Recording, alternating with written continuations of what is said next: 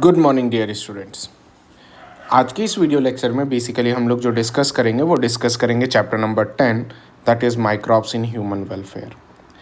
ये topic important है, लेकिन उतना भी नहीं कि बहुत ज़्यादा बाहर पढ़ाना पड़े। ये टॉपिक में हम लोग बहुत बेसिक चीज़ें जो अप टू एनसीईआरटी की होगी वही समझेंगे और उसी चीज़ को फॉलो अप लेंगे। चैप्टर काफ़ी छोटा है, जल्दी भी ख़त्म हो जाएगा और आसान भी रहेगा। सो स्टार्ट करते हैं माइक्रोब्स इन ह्यूमन वेलफेयर। समझिए, अब माइक्रोब्स इन ह्यूमन वेलफेयर में हमें क्या क्या पढ़ना है, कौन कौन से टॉपिक पे सबसे ज़्यादा इंपॉर्टेंट देखना है। जैसे microbes in house hold products, मतलब कि माइक्रोब्स कौन कौन से हाउस होल्ड प्रोडक्ट्स में काफ़ी ज़्यादा इंपॉर्टेंट रखते हैं जिससे हमें बेनिफिट है। Second, microbes in industrial product, यानी माइक्रोब्स में कौन कौन से ऐसे हैं जो इंडस्ट्रीज़ में सबसे ज़्यादा इस्तेमाल किए जाएंगे। थर्ड आता है microbes in sewage treatment. Sewage treatment का मतलब कि माइक्रोब्स जो भी है सीवेज में वो कैसे करके काम में आता है। सीवेज का मतलब कि सीवेज वेस्ट वगैरह कैसे करके रिमूव किए जाते हैं। नेक्स्ट आता है कि microbes in the production of biogas, जैसे बायोलॉजिकल गैसेस जो प्रोड्यूस हो रहे हैं उसमें माइक्रोब्स कहाँ और कैसे इंपॉर्टेंट रोल प्ले कर रहा है। Even microbes as a bio control agent, यानी बायो कंट्रोल बेसिस पे कैसे करके माइक्रोब्स इंपॉर्टेंट रोल प्ले करें।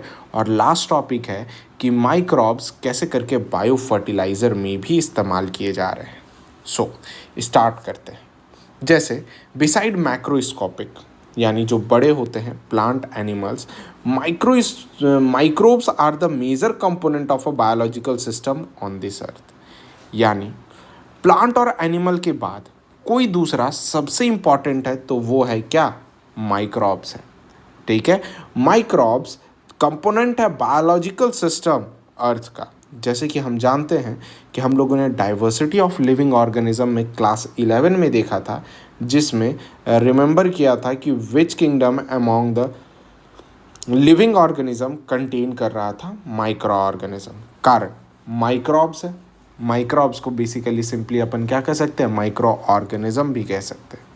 माइक्रो ऑर्गेनिज्म कौन कौन है, तो जैसे हो गया protozoa, bacteria, fungi, plant virus, viroids, prions, ये सब सारी क्या चीज़ है, माइक्रो ऑर्गेनिज्म कहलाते हैं। याद रख लेना कि जो माइक्रोब्स होते हैं वो हर एक जगह प्रेजेंट हो सकते हैं, चाहे सॉइल हो, चाहे वाटर हो, चाहे एयर हो, या फिर इनसाइड आवर बॉडी हो। मतलब कि माइक्रोब्स आर द कॉस्मोपॉलिटन। क्या होते हैं ये, कॉस्मोपॉलिटन होते हैं और ये हर एक जगह पे एग्जिस्ट करने की काबिलियत जानते हैं। इवन ये प्लांट और एनिमल के बॉडी में भी जिंदा रह सकते हैं डियर स्टूडेंट्स। सो समझिए क्या है ये। They are present even at the site where no other life form could possibly exist, such site as a deep inside the geysers, जिसे थर्मल वेंट्स कहते हैं। जैसे देखो माइक्रो ऑर्गेनिज्म क्या है कि ये एक्सट्रीम क्लाइमेट में भी क्या हो सकता है, सर्वाइव कर सकता है। एग्जाम्पल बैक्टीरिया है, थर्मो एसिडोफाइल्स है, ठीक है, मिथनोजेंस है। इस टाइप के जितने भी बैक्टीरिया हैं वो किसी भी एक्सट्रीम कंडीशंस पे सर्वाइव कर सकते हैं। जैसे थर्मो एसिडोफिल्स। थर्मो एसिडोफिल्स वो बैक्टीरिया हैं जो हॉट सल्फर स्प्रिंग्स में थर्मल वेंट्स में पाए जाते हैं। आ रही है बात समझ में, सुनिएगा क्योंकि ये कहानी के तौर पर बना रहा हूँ और बता रहा हूँ तो शायद अच्छे तरीके से पता चले। नाउ डियर स्टूडेंट्स, अब जरा देखो कि वैसे सॉइल में भी प्रेजेंट है जिसकी temperature more than 100 degree Celsius present होती है।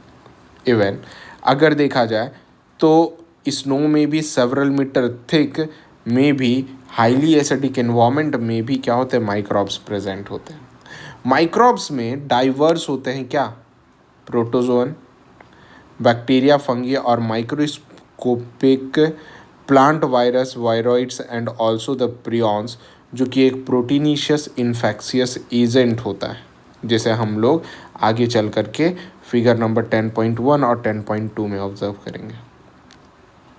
देखो, माइक्रोब्स के बारे में अगर कहा जाए तो microbes like bacteria and many can grow in a nutritive medium, और ये फॉर्म क्या करता है, कॉलोनीज फॉर्म करता है। न्यूट्रिटिव मीडियम जिस चीज़ को अपन क्या कह सकते हैं, अगर अगर कहते हैं, आई बात समझ में, जो ग्लासिलेरिया, जेलीडियम, ETC से क्या होता है, बना हुआ होता है। इस टाइप के कल्चर काफ़ी यूज़फुल होते हैं माइक्रो ऑर्गेनिज्म के ऊपर स्टडी करने को। जैसे ये देखो, ये कुछ माइक्रो ऑर्गेनिज्म है, ये जैसे कि ये रॉड से बैक्टीरिया है, ये स्फेरिकल से बैक्टीरिया है, और ये रॉड से बैक्टीरियम के स्ट्रक्चर बता रहा है, जो कि ये फ्लैजिला दिखा रहा है ब्लू वाला, और जो पर्पल दिख रहा है वो रॉड से बैक्टीरियम का बॉडी है। क्लियर है डियर स्टूडेंट्स। अब देखो, ये मैग्नीफाइंग पॉइंट्स ऑफ व्यू से दिखा रहा है कि ये 1500x ऐसा होगा, 1500x जूम ऐसा होगा, और 50,000x जूम ऐसा होगा, जो ये सिर्फ और सिर्फ इलेक्ट्रॉन माइक्रोस्कोप और फ्लोरोसेंट माइक्रोस्कोप से ही क्या किया जाता है, स्टडी की जाती है। नाउ डियर स्टूडेंट्स, अब जरा ये देखो कि इस जगह पर जो ए डायग्राम है, इसे बैक्टीरियोफेज कहते हैं। बैक्टीरियोफेज का मतलब the virus that infect bacteria, उसे क्या कहते हैं, बैक्टीरियोफेज। बैक्टीरियोफेज एक्चुअल में वायरस होता है, और ये सिंपली क्या करता है, बैक्टीरिया को इन्फेक्शन करता है। बी उसी टाइप में एक ये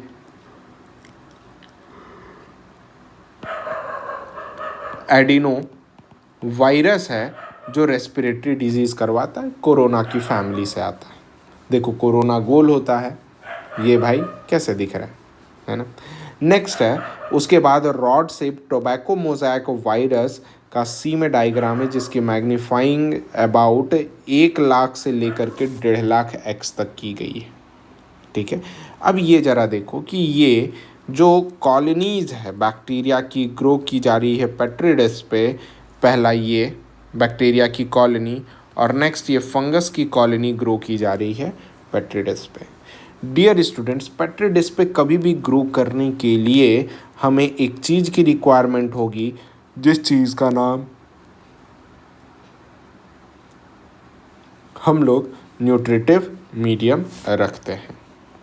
समझिएगा, जैसे चैप्टर नंबर 8 में हमें रीड करना है कि microbes causes a large number of disease in human being। क्या करता है, लार्ज नंबर ऑफ डिजीज करवाता है ह्यूमन बीइंग में, और ये ऑल्सो क्या करता है, cause the disease in animals and plants. ये किस में डिजीज करवाता है, एनिमल्स और प्लांट में। But this should not make you think that all microbes are harmful.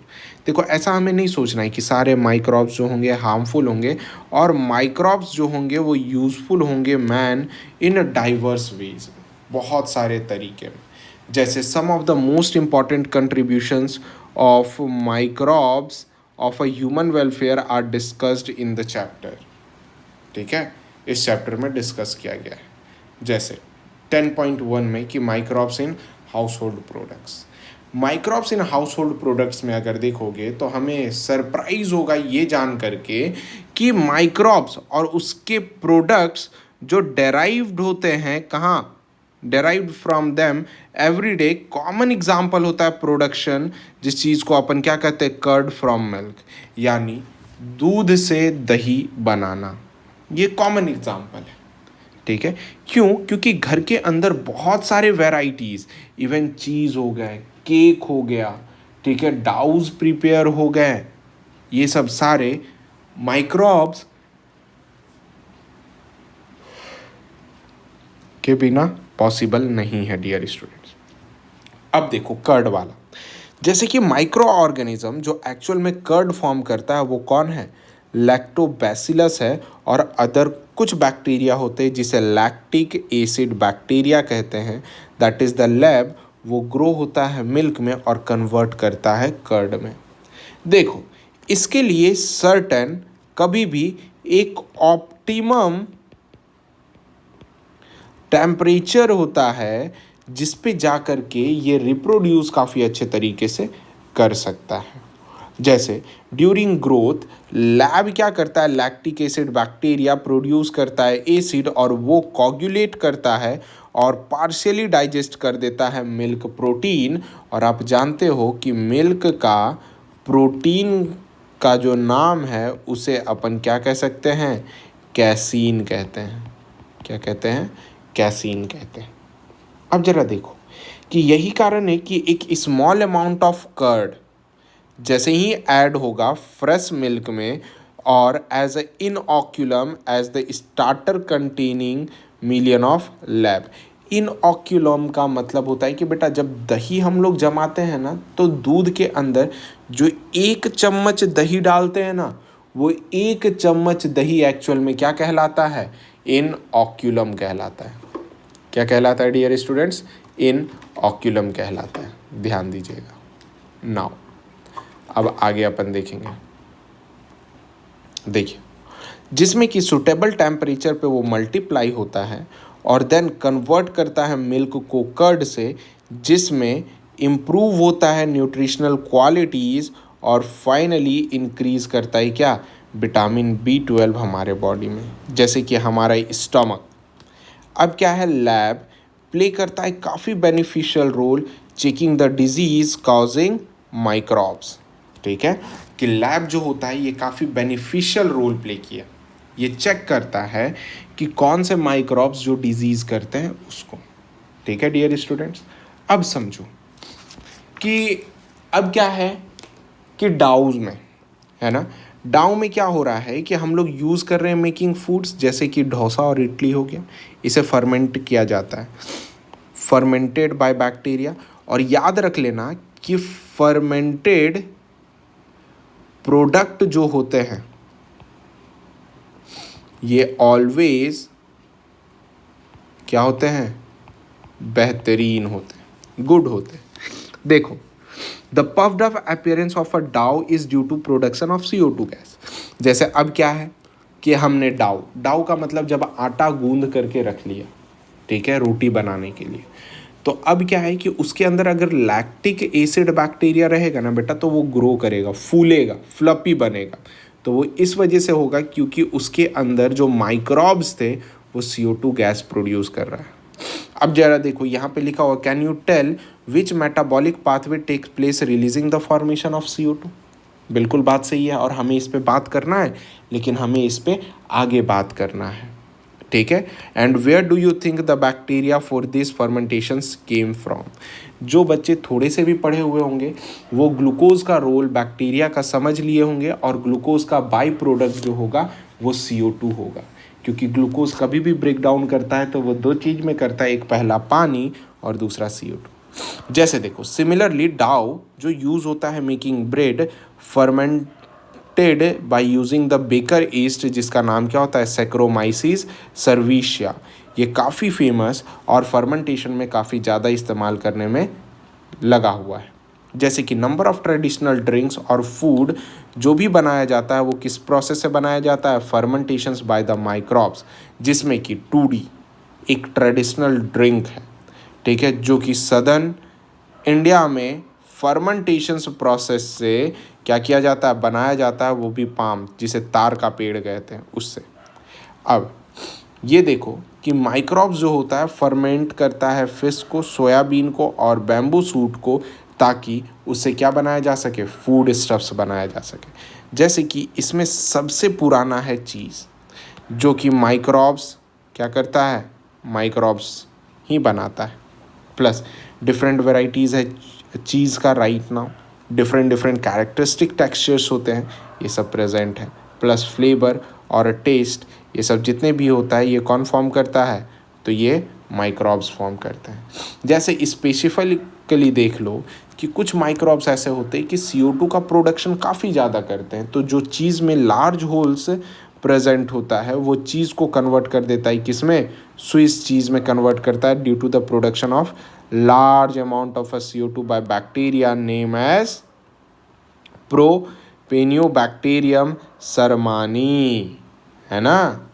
Next, रॉग्यूफोर्ट चीज़ जो होता है ये रिपन होता है bye growing a specific fungi on them.